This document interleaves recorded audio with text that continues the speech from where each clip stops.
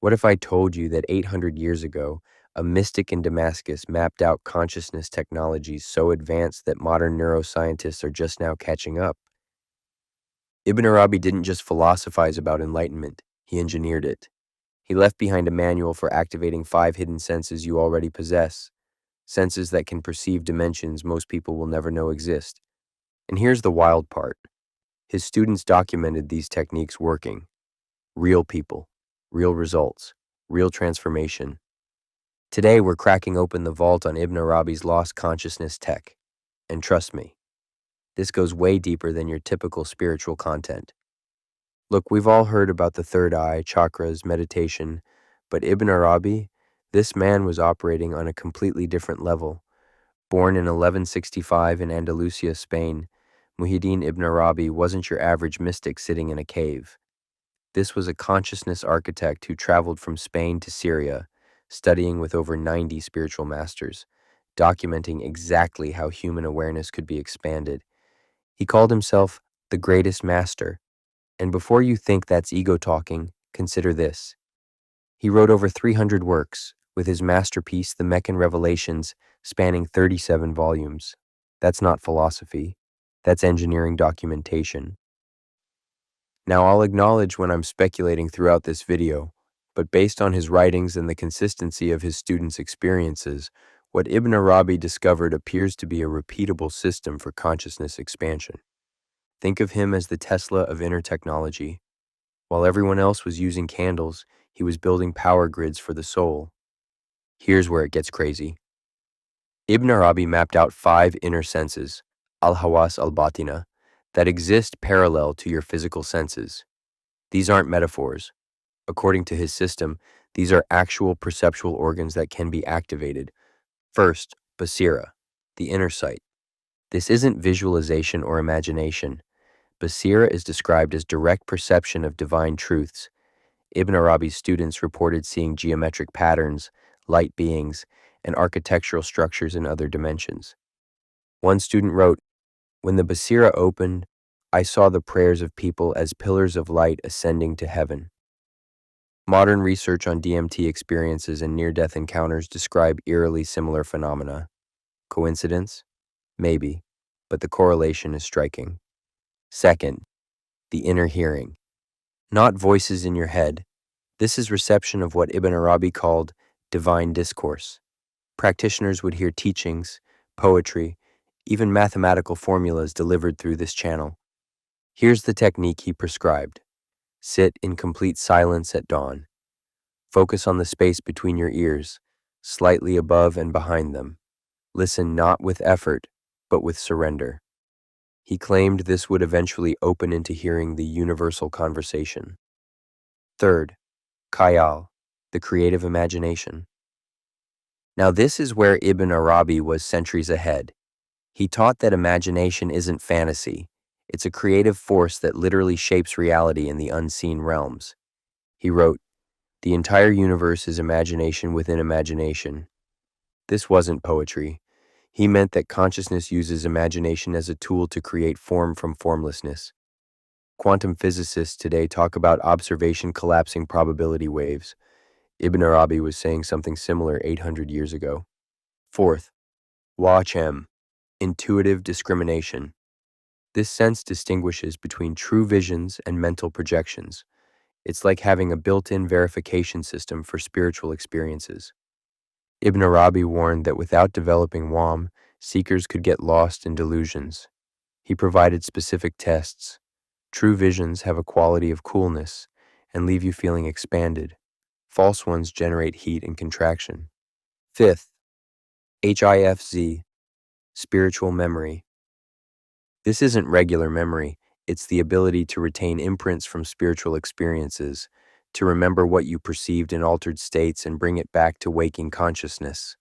He taught techniques using sacred geometry and breathing patterns to strengthen this faculty.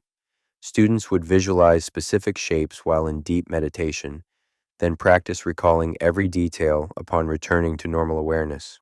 All right, now we're entering territory that most spiritual teachers won't even touch. The Barzakh. Ibn Arabi described the Barzakh as an actual realm.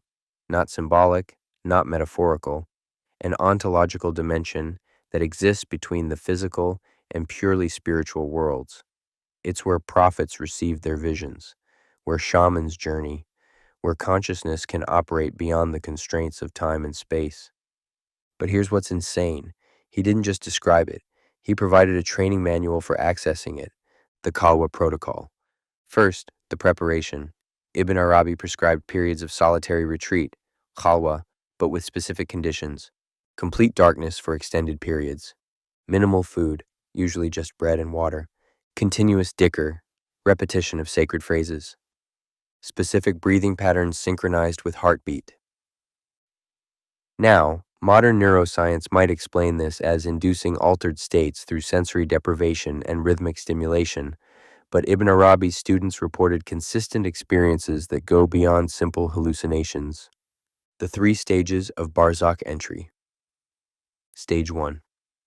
The dissolution students reported feeling their physical boundaries dissolve, not as a mental concept, but as an actual perceptual experience. The body becomes transparent to consciousness. Stage 2. The imaginal perception. This is where it gets wild. Practitioners begin perceiving beings, landscapes, and structures that exist in the Barzakh. Ibn Arabi emphasized these aren't projections of the mind. They're inhabitants and architecture of an actual realm.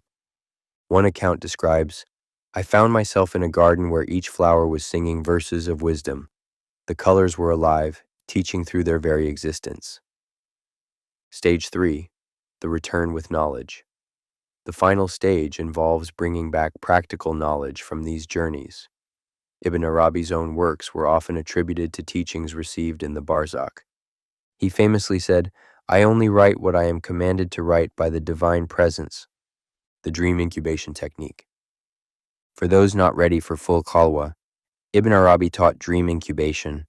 Before sleep, perform ablution with extreme presence. Lie on your right side facing Qibla, or any sacred direction. Recite specific formulas 1,000 times. He gave different ones for different purposes. Hold a clear question or intention.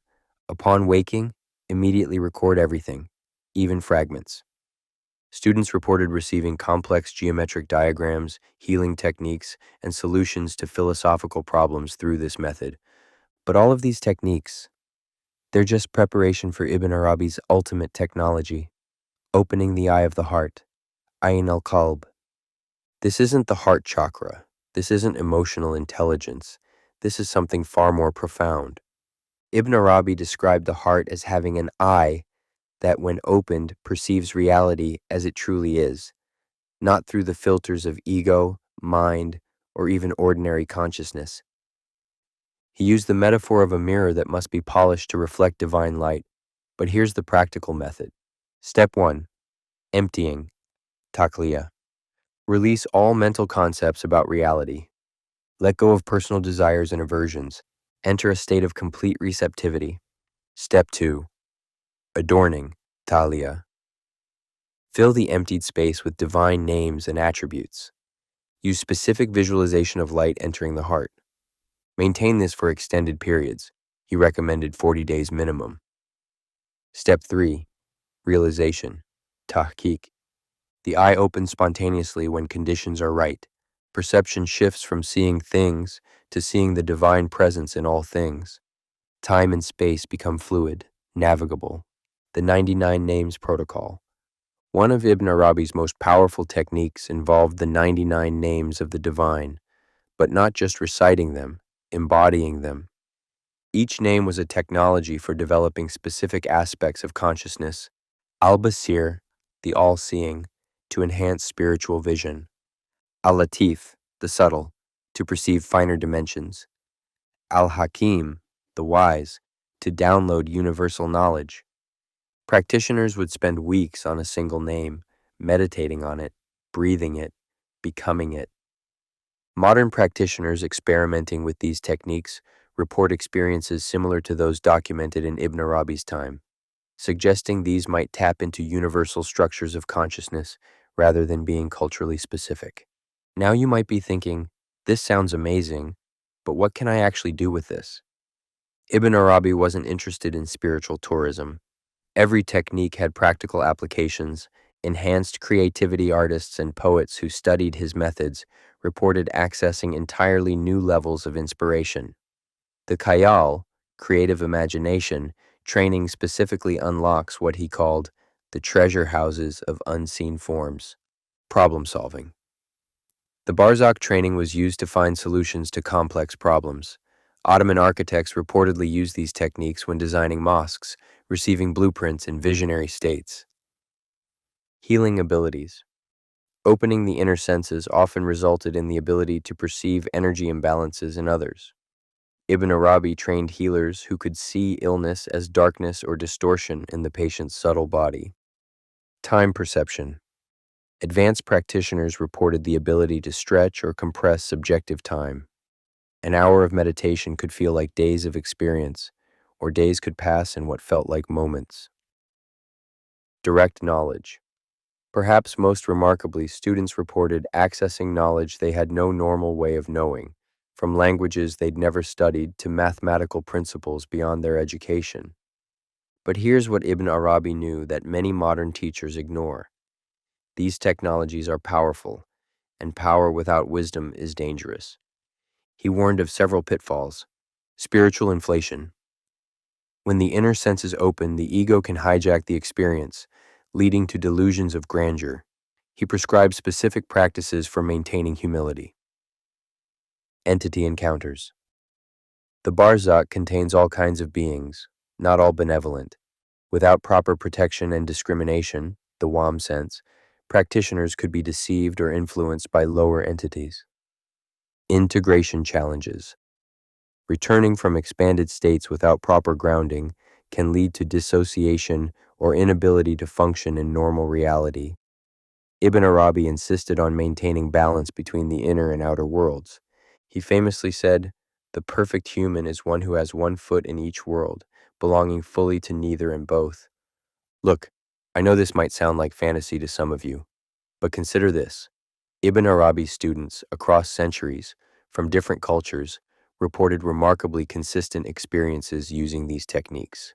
Modern consciousness researchers are finding correlations between his descriptions and measurable states of awareness. The imaginal realm shows up in Jung's collective unconscious. The inner senses parallel research on non-ordinary perception. Maybe, just maybe, this 13th century mystic mapped territories of consciousness that we're only beginning to understand scientifically. If you're curious about experiencing this yourself, start simple. Try the dream incubation technique for a week. Practice the heart polishing meditation for just 10 minutes daily. Pay attention to your subtle perceptions. And remember, Ibn Arabi spent 40 years developing these technologies. This isn't a weekend workshop. It's a life path.